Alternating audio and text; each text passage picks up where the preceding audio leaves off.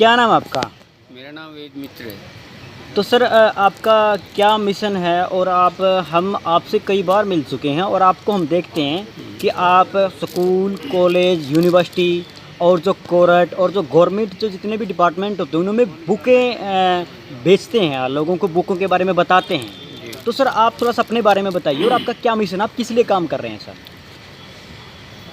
जब समाज में मैं कुरीतियाँ देखता हूँ, समाज को नीचे जाता देखता हूँ, तो मुझे ऐसा लगता है कि समाज को उठाने का एक ही रास्ता है, अच्छा साहित्य। जब तक हमारे युवा, जब तक हमारे लोग अच्छा साहित्य नहीं पढ़ेंगे, तब तक वो उनके अंदर परिवर्तन आएगा ही नहीं। हर तरफ हर आदमी टेंशन में, हर आदमी लूट खसोट में लगा हुआ है, तो अच्छा साहित्य पढ़ेंगे तो हमारा समाज भी सुधरेगा और समाज को मार्गदर्शन मिलेगा।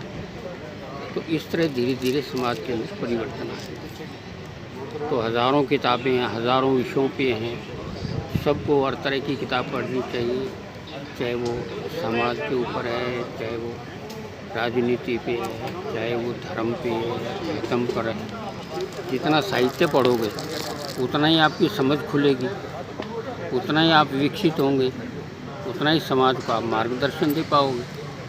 तो अच्छा साहित्य पढ़ना बहुत ज़रूरी है। अच्छे अच्छे साहित्यकार हैं, पुराने भी हैं, नए भी हैं, सभी को पढ़ना चाहिए।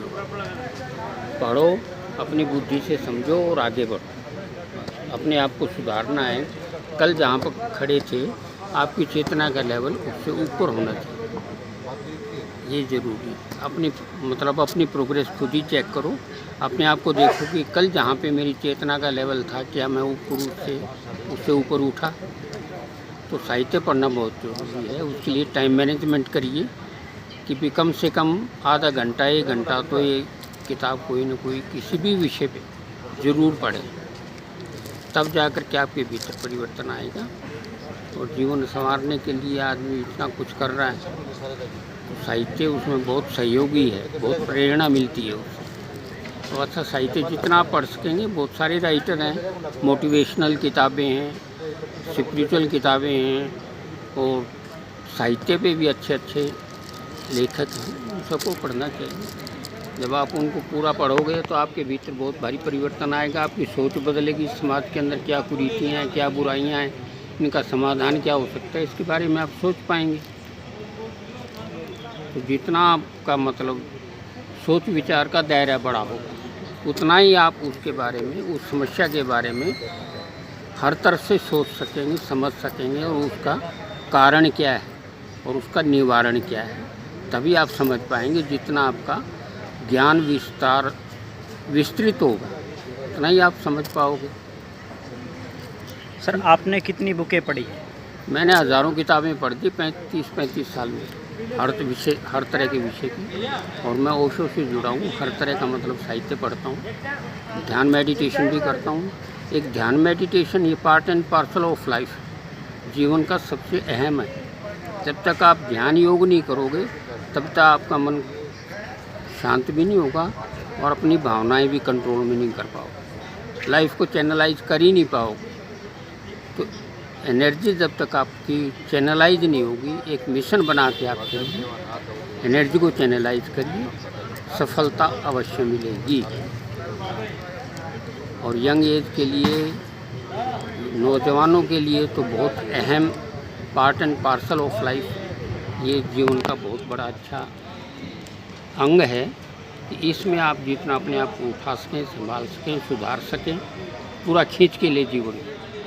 बस उसके आगे फिर तो बहुत बढ़िया लाइफ चलेगी, भविष्य बहुत बढ़िया रहेगा और कोई रास्ता नहीं। जो अब सोएगा हमेशा के लिए सोएगा, फिर वो हमेशा के लिए रोएगा, और जो अब जागेगा हमेशा के लिए उसका जीवन और सुधरता जाएगा।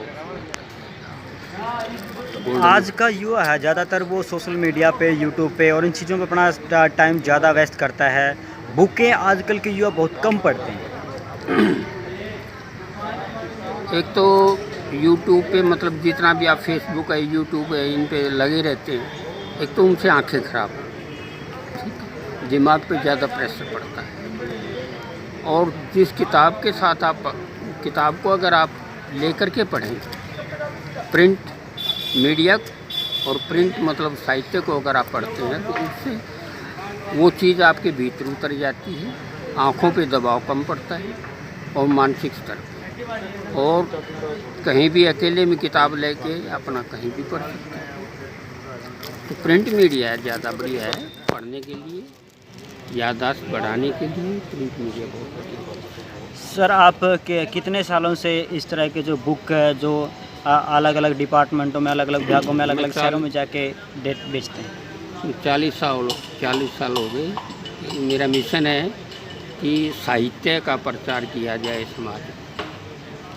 अच्छा साहित्य जब तक लोगों में नहीं जाएगा, लोग नहीं पढ़ेंगे, तब तक समाज में सुधार नहीं। मैं 40 साल से अलग अलग साहित्य पढ़ता हूँ, ध्यान मेडिटेशन भी करता हूँ, तो उससे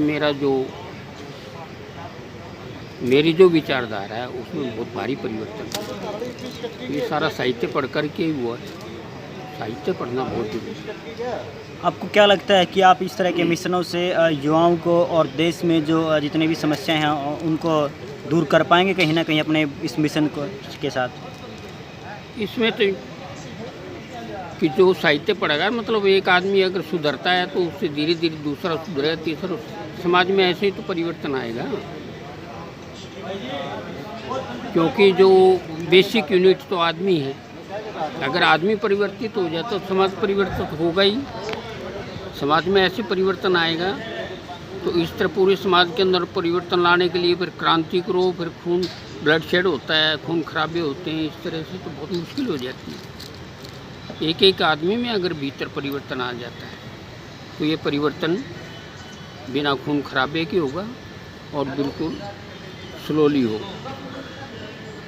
तो साहित्य से बहुत भारी परिवर्तन हो सकता है। जितने भी महापुरुष हुए हैं वो सारे, उन्होंने अच्छा साहित्य पढ़ा है और फिर उनमें परिवर्तन आया, फिर उन्होंने अच्छी अच्छी पुस्तकें लिखी, अपने अनुभव लिखे। तो इस तरह से हर आदमी को पुस्तकें, साहित्य पढ़ना चाहिए, बहुत ज़रूरी है हर आदमी। तो सर आपका क्या नाम है? मेरा नाम वेद मित्र है। आप कहाँ से? हिसार से। कितनी बुकें पढ़ी आपने अब तक? अब मेरे को याद है, मैं जितने भी तकरीबन बहुत सारे मतलब 1000, 2000 हैं, थिंकर हैं। किस तरह की बुकें आप ज़्यादा पढ़ते हैं?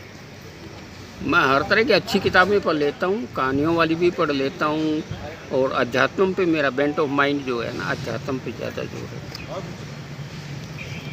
ठीक है, थैंक यू सर। वो तो मतलब ध्यान से अगर पढ़ोगे समझ में आएगा, लेकिन ओशो के विचार जो हैं बहुत क्रांतिकारी हैं। हाँ, क्रांतिकारी विचार है। तो उसमें आपके भीतर बहुत भारी परिवर्तन होगा। अब समाज जो है ना वो परिवर्तित नहीं है, वो चारों तरफ जो है वो तो परिवर्तित नहीं है। किसकी है? ओशो की किताब तो कौन नहीं? ये सारे आज के लिए इतना ही। मिलते हैं अगले वीडियो में एक नए टॉपिक के साथ।